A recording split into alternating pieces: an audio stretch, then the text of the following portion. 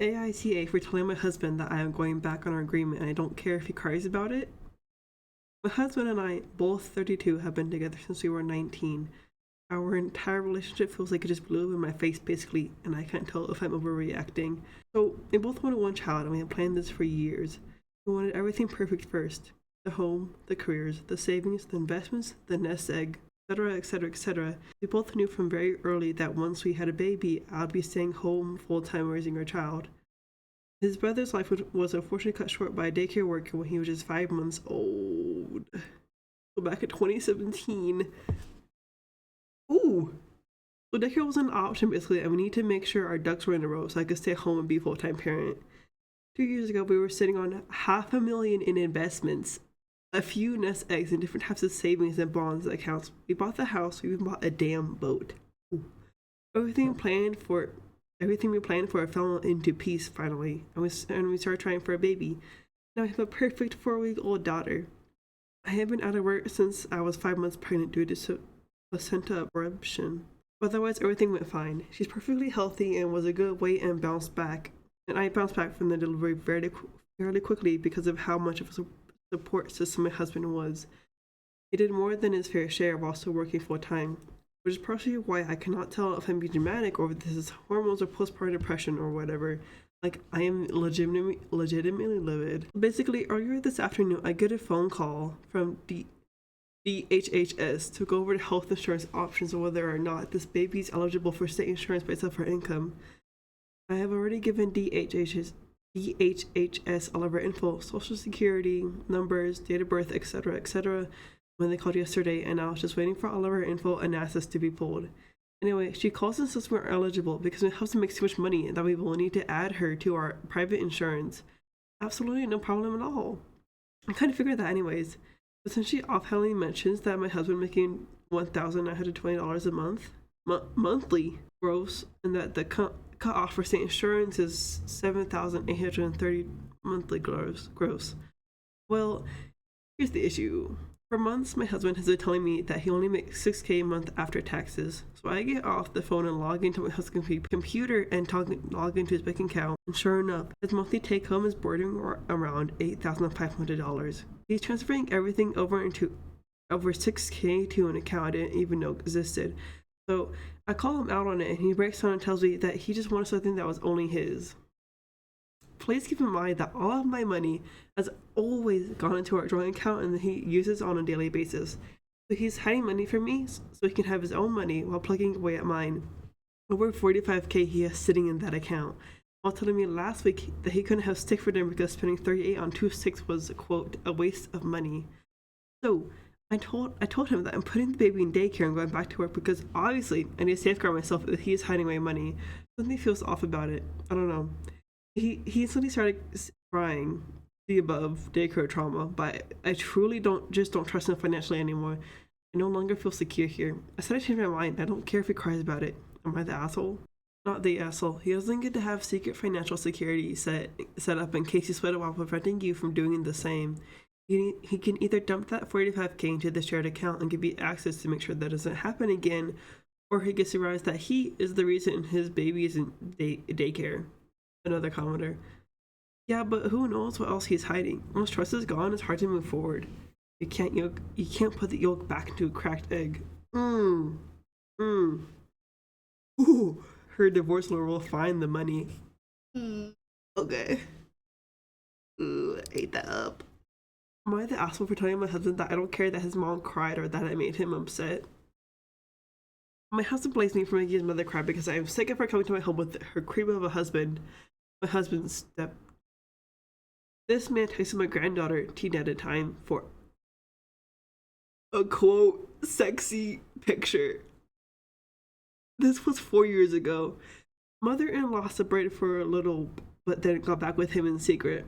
Got home sober after 2 years, and then this year she's been trying to involve him in mine and my husband's lives because none of her other children are really sweet to her ever since they found out. Valid. Especially the son whose child was affected. I don't blame them. Her excuse has always been he was on drugs. He treats me so amazing. He's sober now and is upset by his actions. I generally don't give a fuck. He is what he is, and I refuse to let that type of person around my child. But because he's previously visited the home that I was cordial, she thought all was well. Absolutely not. Thanksgiving was my last straw. She made a comment that everyone needs to get over and that she needs to be happy. Mind you, she was invited to her other son's house for the holiday, but because she refused to leave the creep home, she made my husband feel bad, so she also wouldn't go to my brother-in-law's house. When Christmas came around, I put my foot down and said that the man is not allowed in my home. On the 24th and 25th, my husband ignored his mom's calls. The 26th, he goes to her house and tells her I didn't want them there and that they're no longer welcome. She apparently starts crying, saying the same three excuses of why she forgave him, that I was a liar and two-faced. And her crying fit upset my husband. I told him I genuinely do not understand why he's so upset. His mom was worried about herself and her feelings. I can't feel bad for her. So because of that, I lack empathy and I'm the terrible person? To be clear, my husband does not excuse his stepdad's behavior whatsoever. But he can look past it because he got sober for my mother-in-law and because my husband wants to remind me I go to jail if you tried that shit. To which I reply, you wouldn't have to if you don't give him an opportunity. The Queen. My husband's reason for being upset are his mom has been through so much. She deserves happiness. His mom has done everything for him and none of her kids love her except him. He never let anything happen to our child, who is a teen now. He doesn't want his mom dying alone. She won't die alone with his stepfather. I personally don't give a fuck. Want my child safe over his mom being happy. Thinks his mom deserves the hate because she chose a disgusting man over her family. Never said his mom wasn't welcome, just the creep. So, am I the asshole? Clarification, I guess I should clarify this. I know I'm right about setting boundaries. Am I the asshole for showing absolutely no empathy or sympathy to my mother-in-law and husband because of my boundaries? That's what my husband was upset about. Update! Give an ultimatum. Divorce or therapy. I just saying fuck it. I suggested therapy a few times for other issues. He's always said no. But now that his mom is the reason for the arguments, we should go? Therapy will just speed divorce along now. Thanks for the advice and help. I hope those personally hurt by situations like this, are healing and understanding it was not your fault. You deserve peace and happiness. Commenter, not the asshole. Your husband is seriously disregarding the quick grooming his stepdad was attempting at his niece and betraying his brother sounding with this point of view. Your mother-in-law is so desperate to not be alone, she'll choose any creep to fill the void instead of starting over. And anybody she's tapped the whale, but I love my grandbabies! Sickening. To be honest, I wouldn't look at my husband the same way if this were us. He's saying, quote, not my kid, while disregarding the other kids that could be in the creep's sight. Fuck that. You have a husband and a mother-in-law problem. This is a hill to die on. Signed, a victim of molestation. OP. Oh, I am. I'm sorry it happened to you. I'll be healing and safe. Second commenter. I'm going to echo the above statement. As a survivor of grooming and rape, fuck your mother-in-law's feelings. She can make a healthier choice for everyone. She's choosing not to. Your husband is grossly underreacting what this creep did to your niece.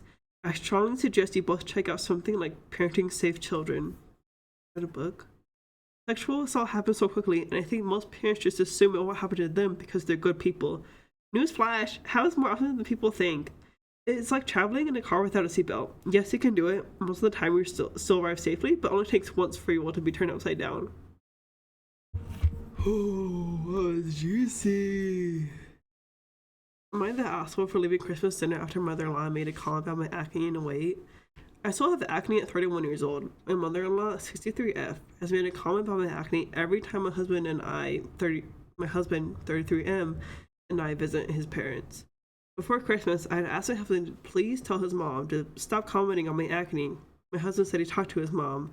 My husband and I went to his parents for Christmas dinner. All his siblings and their spouses were there. His uncle and aunt were there. When we arrived, my mother-in-law made a comment about my acne. Then she said I gained weight. At least one sibling and their spouse heard what my mother-in-law said. I turned around and left. When my husband got home, he said he was disappointed in his mom's behavior. Then he said that he was disappointed at my behavior. I should have been the bigger person. He said his mom was old and old people are notoriously insensitive. Am I the asshole? Commenter. No, the asshole. Your husband can go to dinner at their house by himself next time. OP. Maybe that is the solution. I risk either leaving or saying what they mean if she posts something like this again. Second commenter.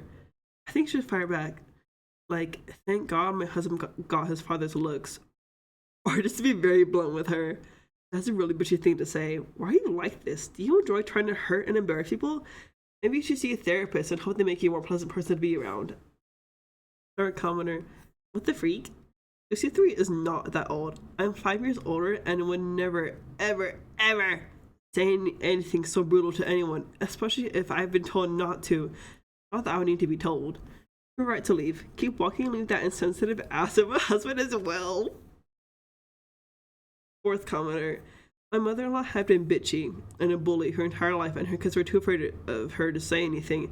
I would say stuff like, You're going to have an excuse, Edith, for being so bitchy.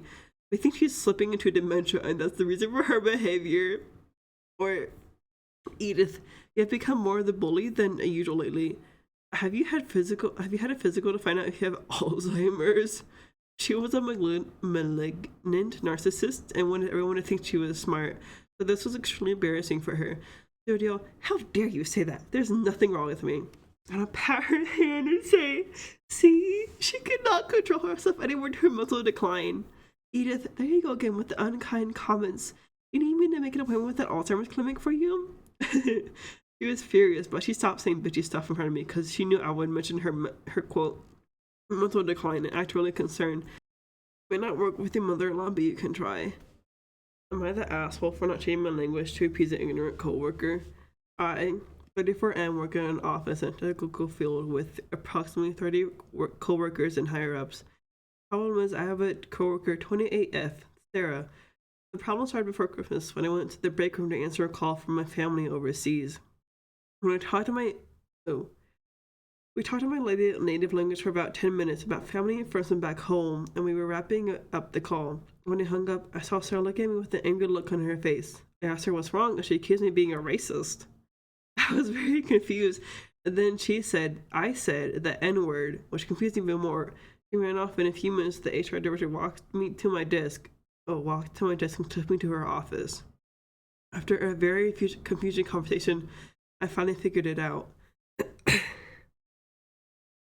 One of the ways we say you in my language sounds like the N-word. Like, barely, but I explained this to the HR director, who was just at first disbelieving.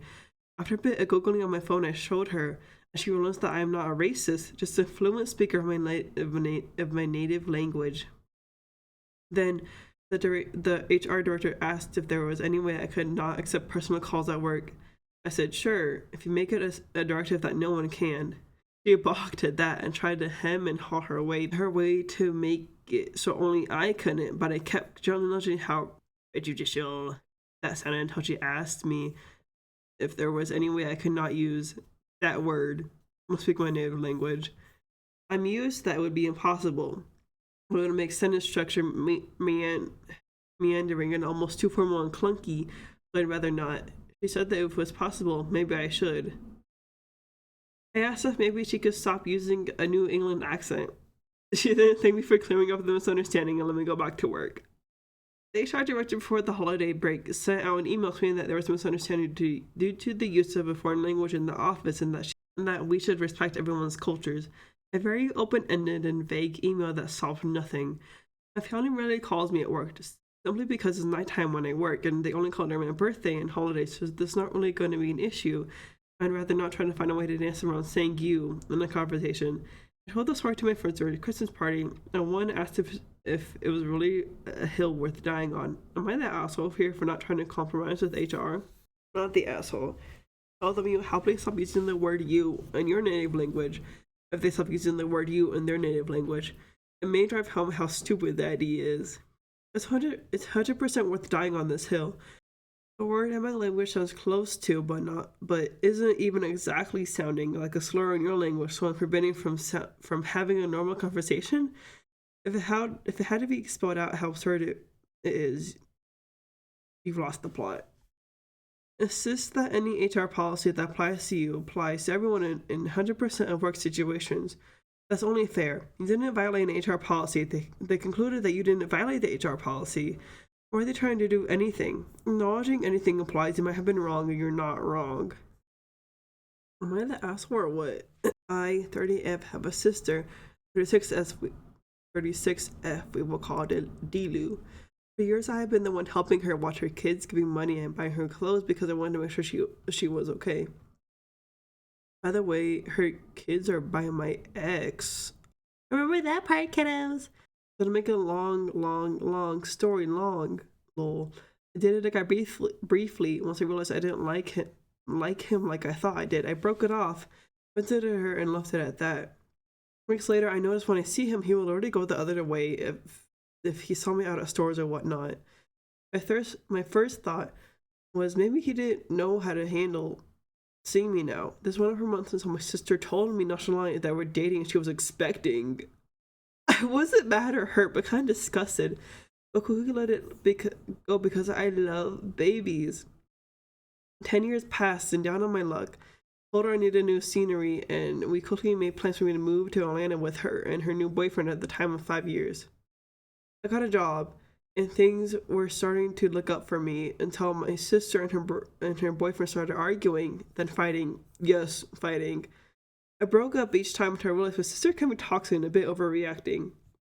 She claims I have been diagnosed with being schizophrenic / bipolar. I'll use that as an excuse to quit jobs, being people were, quote, trying her, even though she admitted that she never went to a doctor. She said she just knew. Her kids were living with her dads at the time because of her horrible behavior with her, sneaking out, having sex with whoever gives them attention, even having wives come to my sister's house to confront them. They were not yet 13 at the time. Shake my head. My sister wasn't getting into it with her boyfriend. She was either sleeping or outside smoking. When she would bring up wanting to get her kids back, I was hesitant. I knew that if she got them, I would be stuck watching them and making sure they were doing as told. With me not having kids on my own yet, I found that pending responsibility depressing. One day, she admitted to creeping with a neighbor, yet was pissed because she assumed he was cheating. In my mind, I was just shaking my head because right is right and wrong is wrong. I don't condone cheating no matter who you are to me. Since the conversation, I listened, but wasn't that too much invested in moving when my sister felt the need to leave. Why? Because I was content. The boyfriend actually paid his share of the bills early. He was clean, quiet, and like a big brother to me. My sister was chaotic, liked drama, and hardly helped with the bills. One day I told her that with much thought, I wouldn't be moving with her because I'd be stuck with the bills, babysitting, and more stress than I'm willing to put up with. She blew up on me. Told me how wrong I was for wanting her man. And that's how it looks for me to stay here while she leaves. Mind you, they both own the home. No one was being put out because she couldn't handle the situation. She wanted to leave, get efficiency. Home with all the works, and expected me to be okay with that. Absolutely not. I'm a big girl. Small spaces make my nerves bad. One day she packed and left, but not before paying her part of the rent, lights, and Wi-Fi. I sent her the money to do so. You think she paid it? Nope. She spent it. I ended up having to pay it off for her. Fast forward, my guy friend and I were getting closer, and with one night not being careful, I soon found out I was pregnant. I reached out to her to tell her the news and her response was, quote, I wish I could be happy for you, but I can't, end quote. At the time, I was over her treatments of me because I'm refusing to tolerate her, quote, illness. She also accused me of being pregnant by her ex. How was I wrong for doing her like that, and that she wished I would die with my kids? Before blocking her, I made a group chat with her siblings and parents. I had screenshots of all the messages, including the one about wishing me and my unborn kids, yes, twins, harm, and remind her that I would never go for my family member, significant other like she would. Oh, because I like her. It is not a problem for me to find my own. I also posted receipts of the money I sent and explained that her unstable mindset is the main reason I will not move in with her. I also mentioned how she was unable to keep a job and how I was not willing to be a part of that. Some took her aside and said that when I needed help, she helped me, so why couldn't I help her?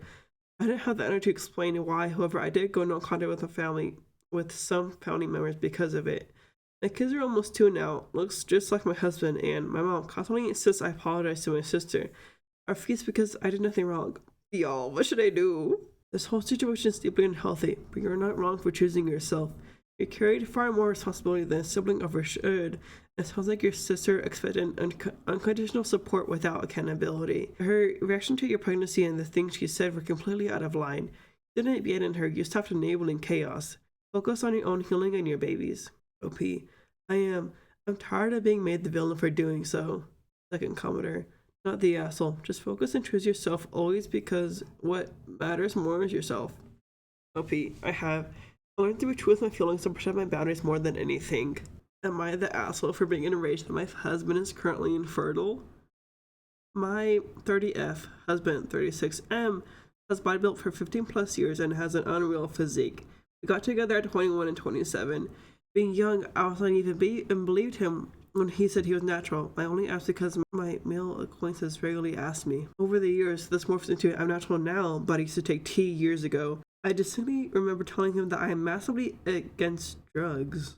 And if he ever went back on it, and if I did us having a baby, then I would never forgive him. Fast forward to last December. I was cleaning our apartment and found testosterone. He's somewhat of a hoarder, so I wanted to make sure it was an old one that had been accidentally moved in. So I hid it in my sock drawer. Within 48 hours, he confronted me, angry that I took it. Clearly, he had been taking it. I gave him an ultimatum. Me or testosterone. We were set to get married in the summer. He promised he wouldn't take it again. He promised some parents too. So things settled down. I'm married, and we have been uber keen on having kids ASAP. Him slightly more so than me, even. So we have been trying. It's been a while with no pregnancy, so we took some fertility tests. We just had results today. Mine came back good. His showed up as no sperm whatsoever. The doctor asked him if he takes testosterone, and my husband replied 12 months ago. The doctor said that he expects sperm to recover in 3 to 4 months, which means that we need to take a load more tests to figure out why there's no sperm. My first reaction was to comfort, obviously, but when he heard 3 to 4 months, my husband seemed less deflated than he had been when he first heard the results. So after we said goodbye to the doctor, I asked my husband, was 12 months really the last time you took tea? After some back and forth, he admitted he last took it 2 weeks ago. I'm fuming.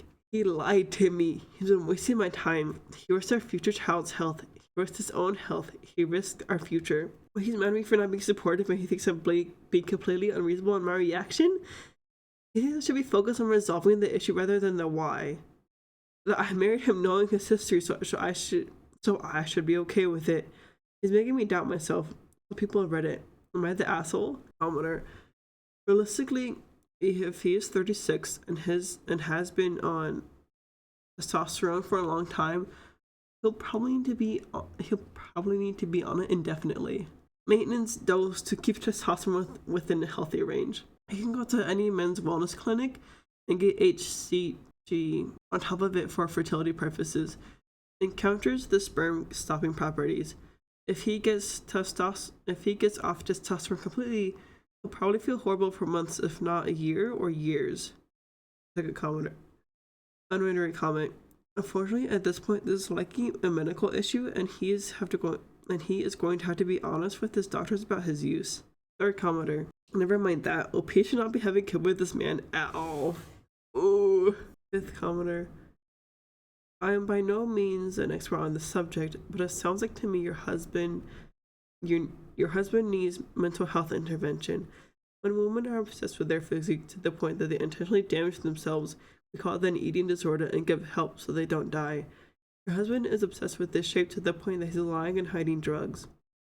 I would require intensive therapy and a complete ban on bodybuilding before I'd be willing to continue the relationship. He can't handle being a normal, healthy man at 36. No way is he going to be able to handle being 45 or 55 without a massive midlife crisis. I'm not in the habit of volunteering to be abused because somebody else can get their shit together. The problem is bigger than just a baby. In my honest opinion, you would be a fool to continue with the relationship without significant, meaningful change. Sixth commenter. You're surprised that the man who lied to you multiple times about drugs was still doing them even after he promised he wouldn't. Not the asshole, but the definition of insanity is doing the same thing over and over and expecting a different result.